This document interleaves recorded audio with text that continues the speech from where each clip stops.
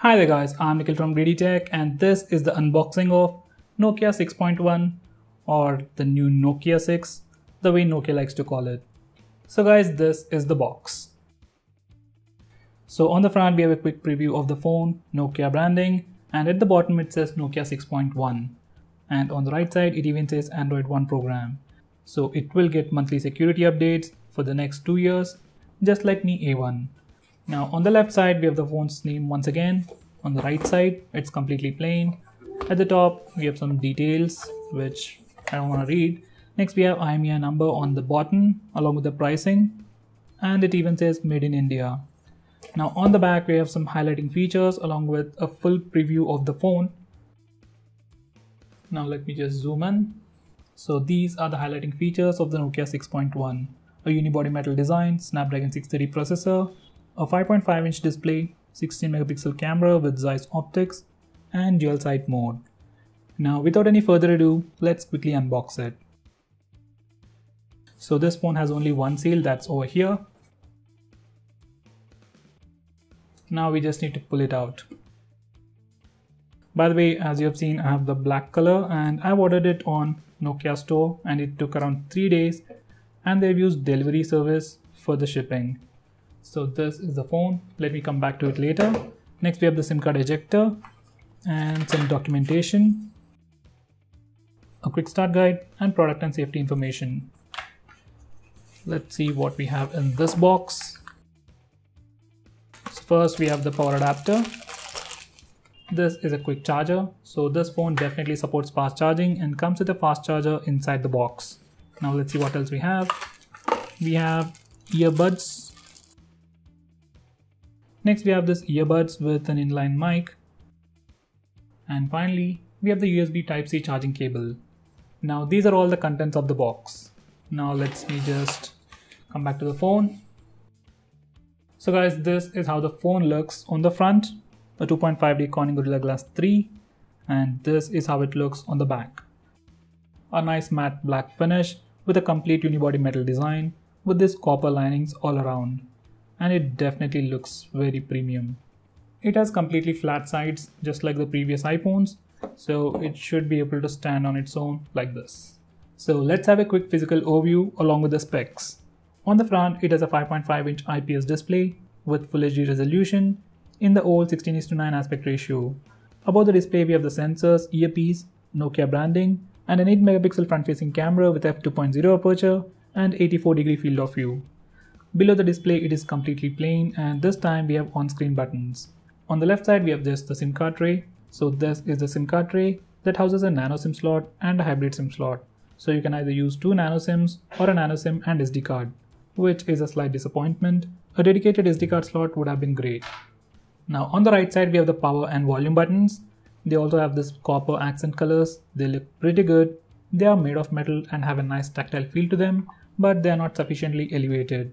It's pretty hard to notice these buttons.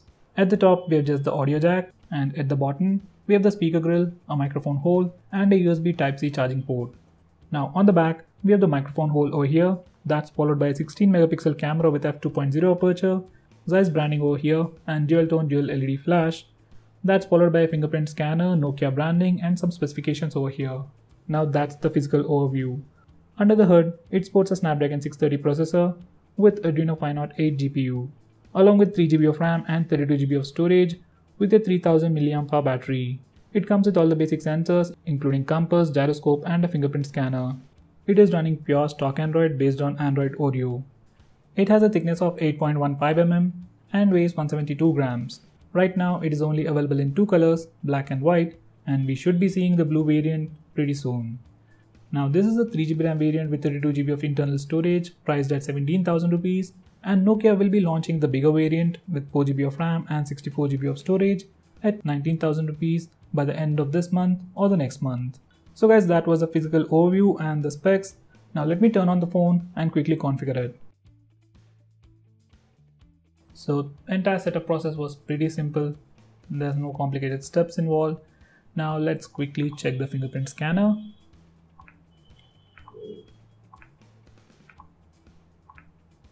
Fingerprint scanner is fast but not the fastest one. At least I don't feel all that fast. Recently I've unboxed the Vivo V9 and the fingerprint scanner on that phone was insanely fast. And compared to that, this phone feels okay, but not all that fast. Now let's see what we get right out of the box. So out of this 32 GB of storage, we just get about 20 GB for our user apps and user data. And we don't even have a dedicated SD card slot, so we are really going to run out of memory if we want to use 2 SIM cards on this phone. I couldn't find the memory information over here, so for now let's go to the About page. This phone is called Nokia 6.1 and it is currently running Android 8.0.0 with the February security patch. So these are all the details that we get right out of the box. Now let's look at the camera interface, which is definitely one of the highlighting features of this phone. So guys, this is the camera interface. We can switch between the front camera and the rear camera using this button over here. And to record video, we can simply swipe to the left side, and to take pictures, swipe to the right side. Next we have some additional options at the top. First one is for a single shot or a dual fee, where it uses the front camera and the rear camera at the same time. Next we have picture-in-picture mode, where it takes the picture once again with the front and rear cameras in this mode. Let's go to the single shot. Next we have the timer, auto HDR, and options for flash. Now these are some different modes to take pictures. We have panorama, a dedicated beautify mode, and the pro mode is for manual photography, where we can change the exposure, ISO, shutter speed, and all these things. Now, if we go to the video section, we get different set of options over here. We have time-lapse and slow motion video recording. Now let's go to settings. Over here, let's check the resolution. So we can record 4K video using the rear camera, and using the front-facing camera, we can record only up to 1080p. Now let's go back. So guys, that's what we get right out of the box. I'll be using this phone for some time and come up with my initial impressions. So let's take a break. So guys, coming to my initial impressions, build is really good. This phone has a complete unibody metal design and it feels like a tank.